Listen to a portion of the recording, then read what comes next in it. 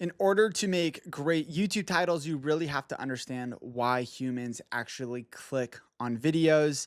And Jake breaks this entirely down throughout this video. But first, I want to let you guys know that the Content Academy is open. So, what you're seeing right now is a sneak peek at one of our guest speakers, which we have monthly guest speakers come in and top experts in the industry. And so, this is kind of what you're seeing and what this looks like. So, I wanted to share this with you guys for free. But if you're interested in actually just joining the Content Academy, it's a 4-month program. So it's 16 weeks long. And I help you grow your YouTube channel and also just leverage YouTube to build your personal brand, but also grow your business and actually make money from it. So if you have something to sell, you have a membership, service, program, whatever it is, you can use YouTube to actually funnel, find new people, build trust, and get them into your world. So if that's interesting, just click the link down in the description. You just got to fill out an application, and I'll be in touch very shortly. If it's a good fit, I'll send you the details on joining. With all that out of the way, let's jump right into it. And I hope you guys enjoy this. And I want to introduce Jake real quick. Jake has consulted with several 10 million plus creators.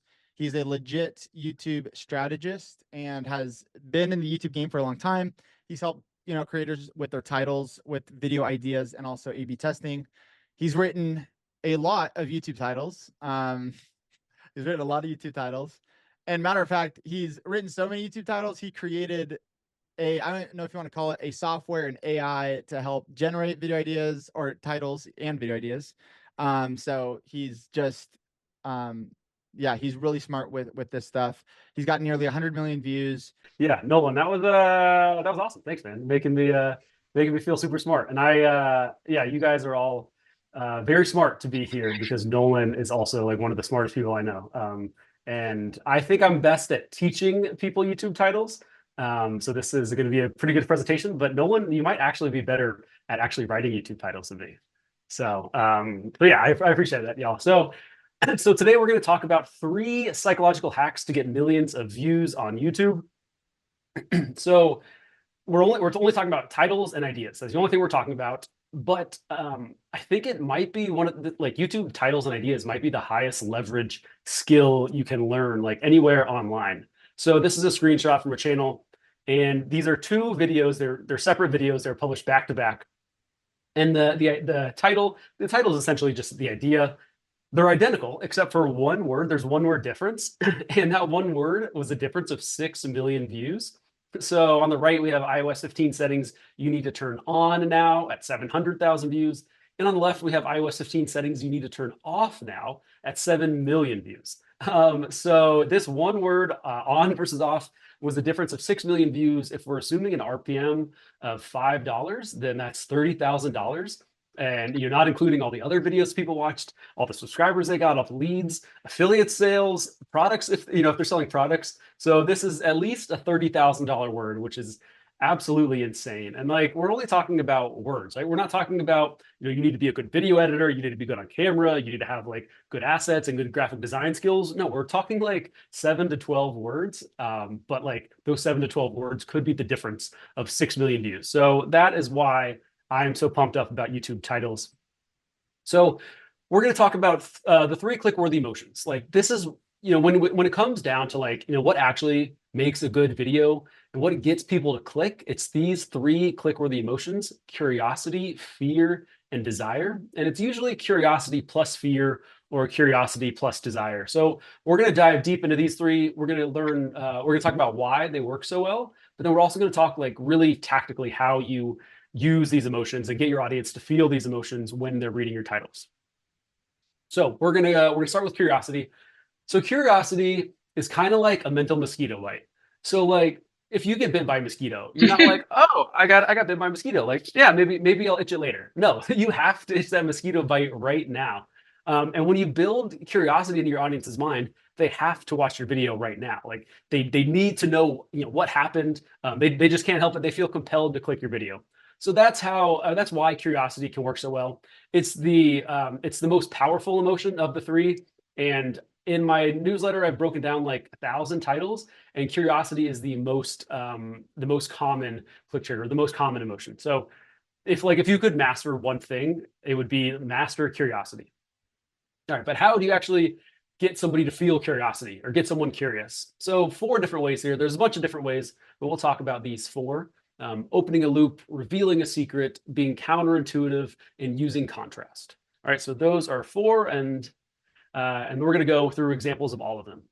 So opening a loop is like, you might know this as a cliffhanger. It's starting a story but not finishing it. You might know this as like a curiosity gap, where there's a gap between what you want to know or what you know and what you want to know. Open loops, essentially, they plant a question in your audience's mind. So like they read your title and they're like, okay, like what happened next? So on the right here, we have the only way to brace a gate. So you read that title and they're like, okay, like, what is the only way to brace a gate? I see 2 here in the thumbnail. What's the only way? So that implants a question in your mind. And this video did 2 million views about bracing a gate, which, like, if you told me you're going to make a video about bracing a gate, I would have told you, like, yeah, good luck. Like, maybe you'll get 1,000 views. But this did 2 million views, and they just so happened to sell a gate bracing kit. So, like, this isn't just views, for YouTube. Like, they're actually, this is a real business, and like they're making real money from this. So, and then another two more examples. I took omega-3 fish oil for 90 days. Here's what happened.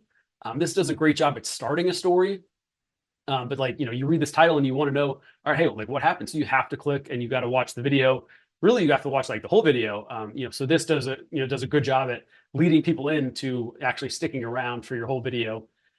And then every MIDI keyboard should have this feature in 2024. This kind of just, there's a big gap here. It should have this feature. All right, what is this? Using just the word this without specifying what like this is a great way to open a loop and to build curiosity. So that is the first way of building curiosity. Next up, we have revealing a secret.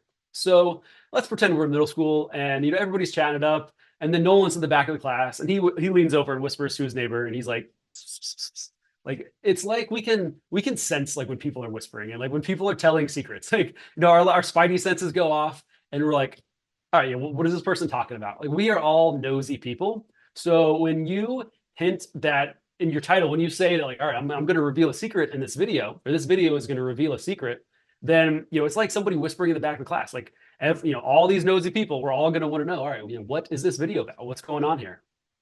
So on the right, we have the $300 street photography camera no one knows about, right? So you kind of feel like you're getting in on this secret camera. The secret trick all guitar legends use to sound amazing. So the first one kind of implies like, all right, this camera no one knows about, like you're implying that that's a secret. Then you can also just like use the word secret. So like the secret trick all guitar legends use. And then bet you didn't know your Cricut could do this. Once again, like you kind of feel like you're getting insider information. You feel like you're getting in on a secret there. So next up, building curiosity, we've got 2 more ways here. You could be counterintuitive. So counterintuitive is, counter to what you think, right? So you can also think about this as challenging assumptions. And but when you think about being counterintuitive, you need to first know, what people are assuming, right? You can't challenge assumptions if you don't know what they're thinking. So we're not going to talk about audience research today. I'm assuming that you all, like, if you're selling products, you probably know a lot about what your audience and like, what they think is true. So sorry, there's a party going on out here. So anyway, but one of my favorite ways to know about my audience and to know, what they're thinking is to ask ChatGPT. So, like, hey, I'll just go to ChatGPT. I have a lawn care channel. What do homeowners, what do they think?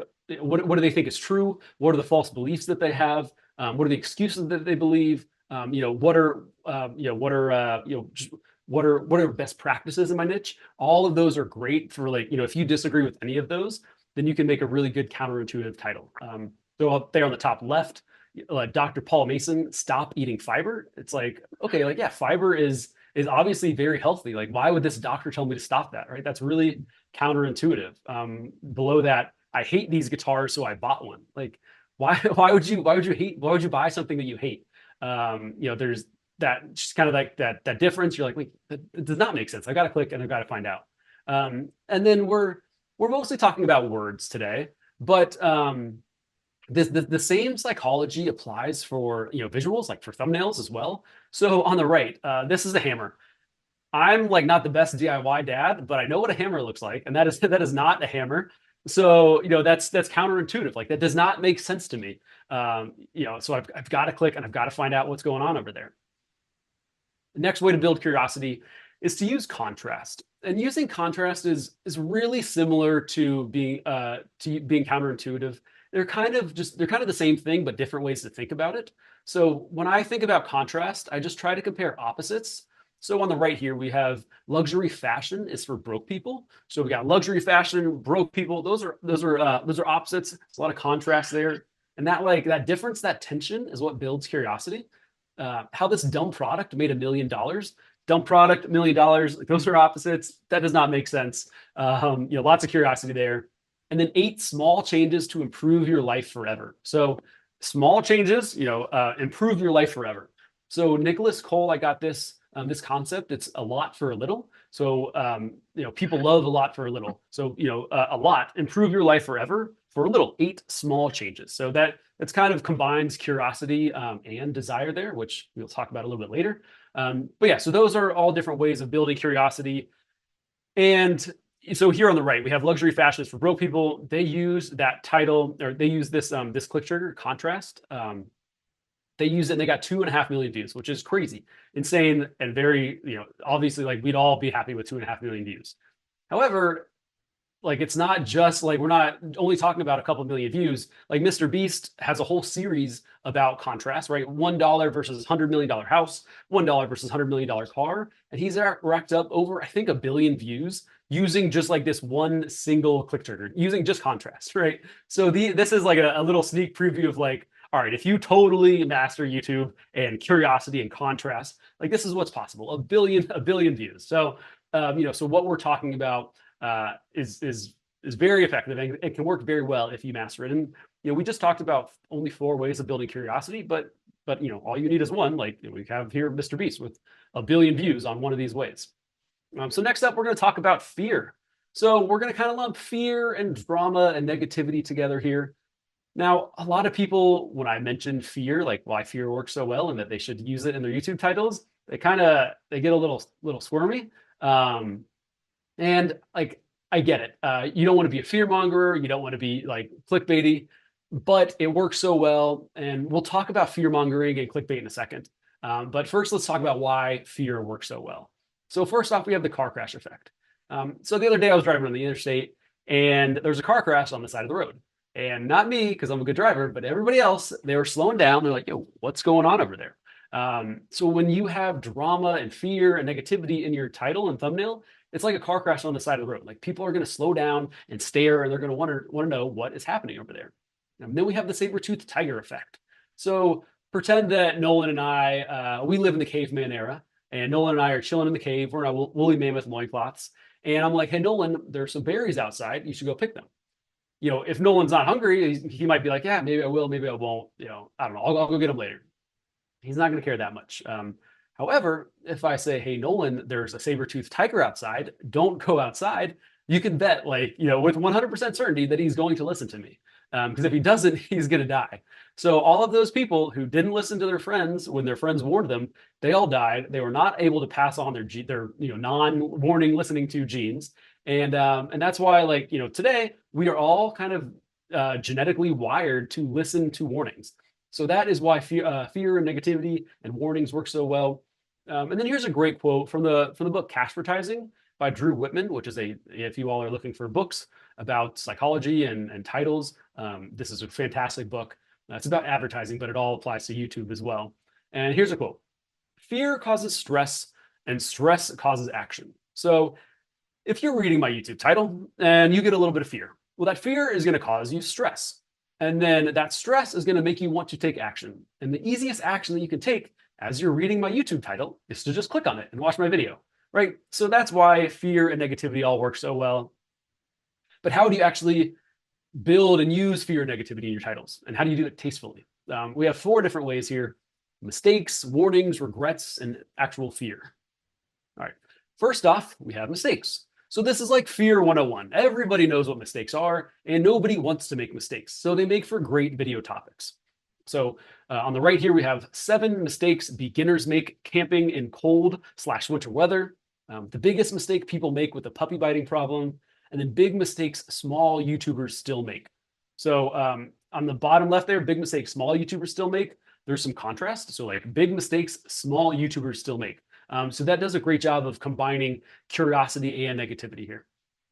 And specifically, so like those are the 3 click-worthy emotions, curiosity, fear, desire. And then like when we're talking about how do we tactically use those emotions, those are all click triggers that what we're talking about. So like mistakes, counterintuitive, being, contrast, opening a loop, revealing a secret. Those are all different click triggers. So, so big mistakes, small YouTubers still make combines 2 click triggers there for, of contrast and mistakes. All right.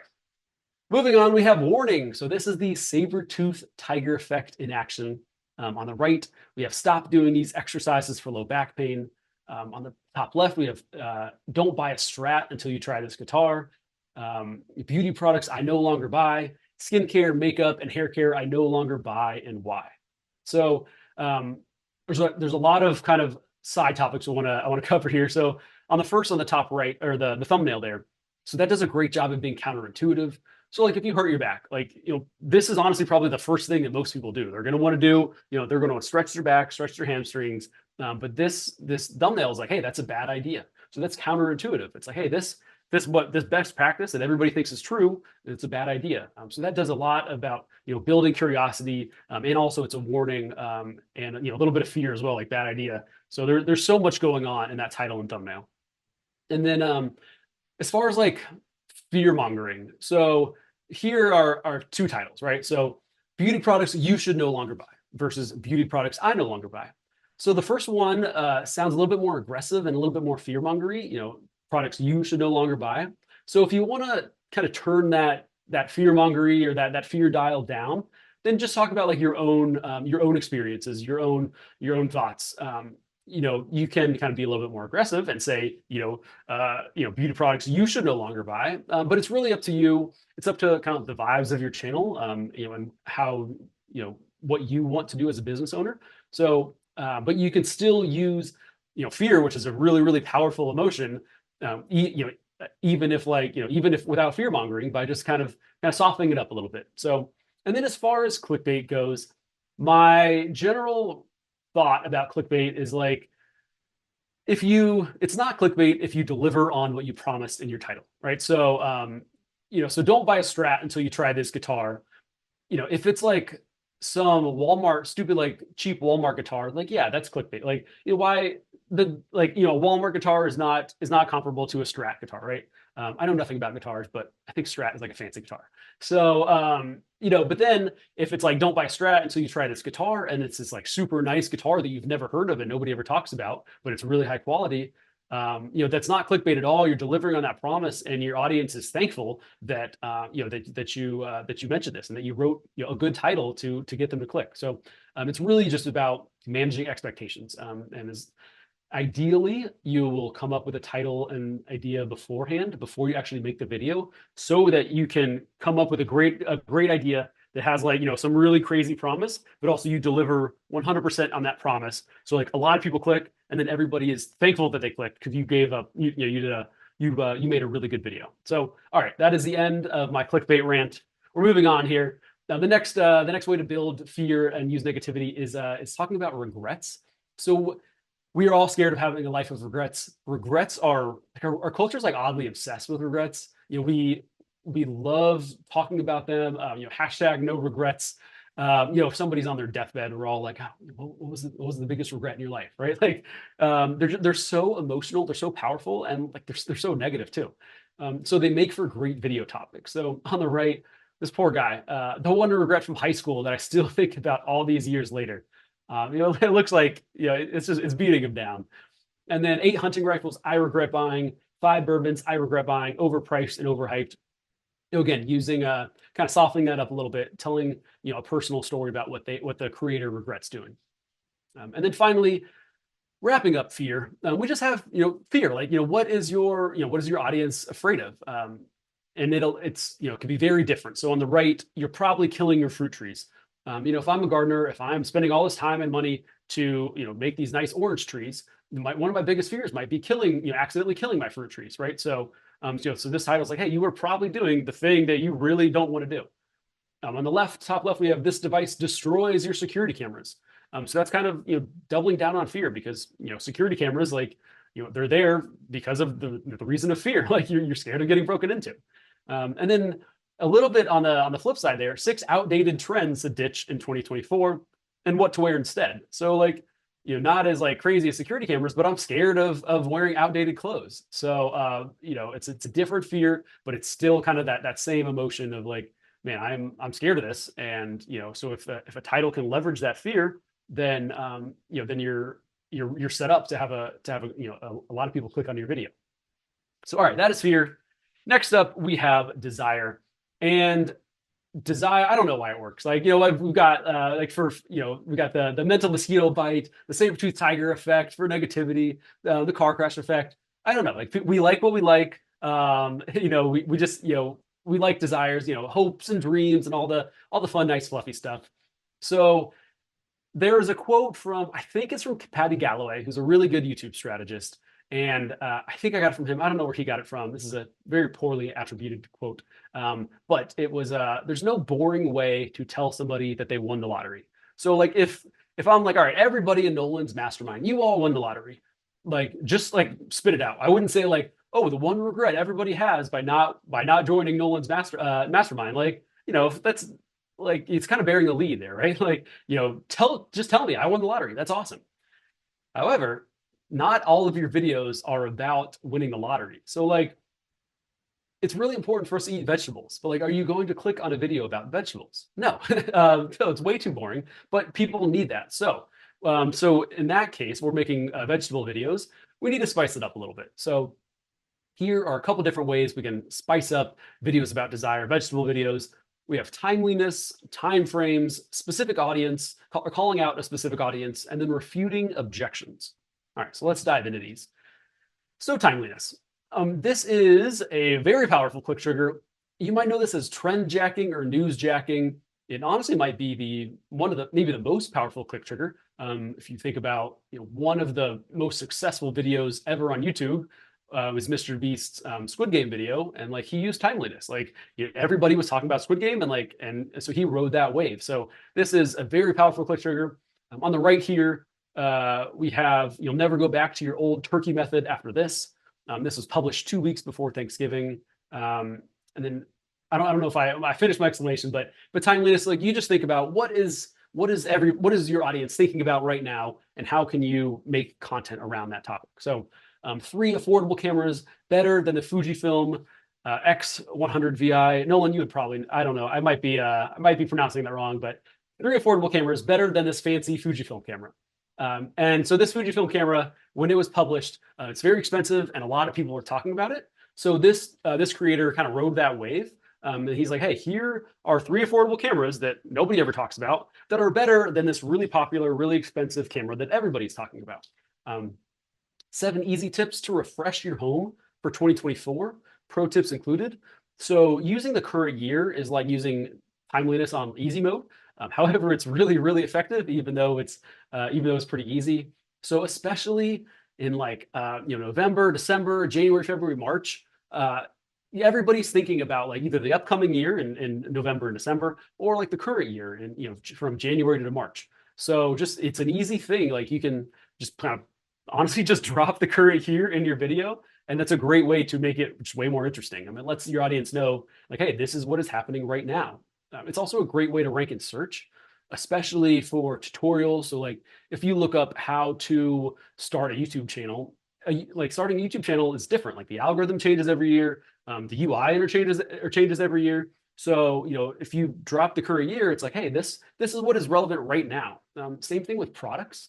So if you look up best laptops, you're probably going to see like, 10 best laptops in 2024 in the top few, in the top few positions in search. So, just dropping the current year when the year is changing is a kind of an easy way to spice up your title. All right, next up is time frames. Time frames are like the Swiss Army knife of titles. They can do like almost anything. Almost anything that we talked about today, time frames can do. So on the right, we have how I see the US after living in Europe for 2 years. So living in Europe for 2 years, that time frame of 2 years, adds a lot of credibility. If this video is how I see the U.S. after living in Europe for 2 weeks, it's like, okay, like you don't really know Europe, like you've only been there for 2 weeks, but 2 years adds a lot more credibility. And obviously there's scale, after living in Europe for 20 years or whatever. And then now, 2 days would make it like way less credible. And then on the left, we have how to decompress your lower back in 30 seconds. So that increases the value of this video. So you could be like, how to decompress your lower back. And it's like, all right, well, all you got to do is, eat healthy and work out for 6 months or three times a week for 6 months. And in about a year, your back will feel decompressed. But like, no, nobody wants that. Speed is one of the biggest things that people want. So if you can show your audience that this will help them get what they want faster, like how to decompress your lower back in 30 seconds, they're way more likely to click and value that video. And then also, timeframes can make videos feel more tangible. So these 15-minute dinners will change your life. So this is way more interesting because it's about 15-minute dinners. That's very tangible. You know exactly what you're getting. And also it increases the desire because, nobody's trying to spend like an hour or two every night on dinner, right? So these 15-minute dinners will change your life. This is exactly what you want. And, you know exactly what you're getting and you really want that. So those are time frames. I love time frames. I don't think enough people use them. However, you can be a little clickbaity if you're making outrageous promises.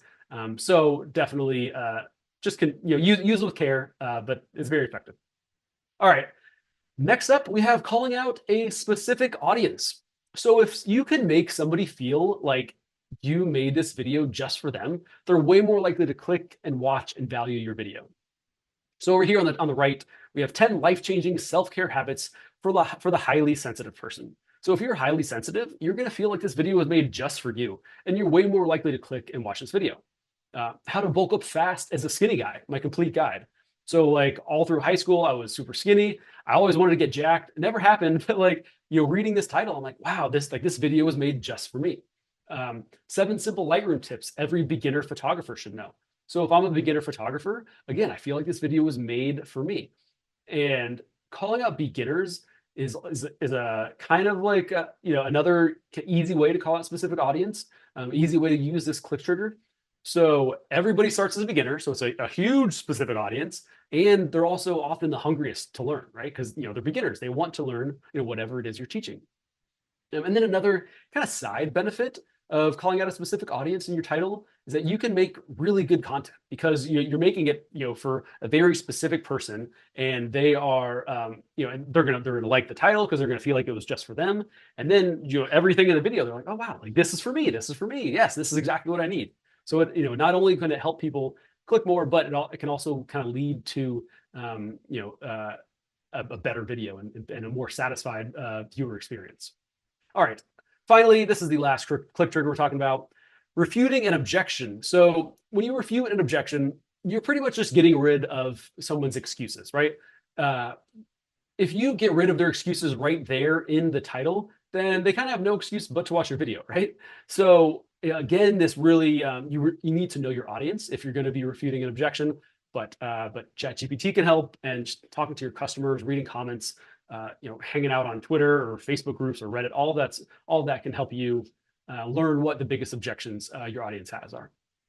So on the right here, I wanted to be a rapper in middle school, and obviously it didn't happen. But many people who want to be musicians, T Swift, she just got lucky, right? But then this guy, he's like, hey, I created an anonymous rapper to prove it's not luck. So he kind of just addresses that huge excuse, that big objection right there in the title. If you want to get started with copywriting, but if you have no experience copywriting, you might think like, man, I'd love to be a copywriter, but I just don't have experience. I can't do it. And then we have this title on the upper left: copywriting for beginners, how to get started fast with no experience. So there's like 3 click triggers here. We got calling out a specific audience and beginners, how to get started fast. So it's fast. It's not exactly a time frame, but people love speed. And then with no experience, so refuting that objection. And then for the last one, you might be thinking, man, I'd love to get my MBA, but I've got a full-time job. I just can't do it. But this title is like, hey, how I consistently study with a full-time job, 9 months in and still going strong. So that 9 months in also adds a time frame for credibility. But this person's like, hey, here's how I achieve what you want to achieve, even with your biggest excuse. So all of these can help increase desire. And kind of the hidden message of this whole presentation is that we're just talking about psychology. There's Psychology hasn't changed in 10,000 years. This is like anti-algorithm, like an anti-algorithm presentation. It's knowing your audience, knowing what gets people to click. And you can use that for your YouTube titles. You can use it for YouTube thumbnails, for YouTube intros, email subject lines, Twitter threads. One of my best Twitter threads is based off of so it was a Twitter thread about how to grow on YouTube, and it was based off of like a decluttering YouTube title. So it was changing niches and changing platforms. I've ranked #1 in search on Google using these same lectures, and then they can also help you with TikTok and TikTok hooks. Hope you guys enjoyed that video. Jake is super, super smart. After that call, we were able to ask him questions and go in depth, and it was just such an awesome time. And one of my favorite parts of the program, the Content Academy, is that we get to have people like Jake join us, ask them questions, and deep dive and come up with titles, come up with video ideas with experts, which is super, super cool. And again, if you want to join or hop on the wait list or apply, links are in the description of this video. Thanks for checking this out. Hope you enjoyed it, and I'll see you guys over somewhere on social media, YouTube, Instagram. You can always shoot me a DM if you got a question. Till next time. Bye, everybody. Thanks.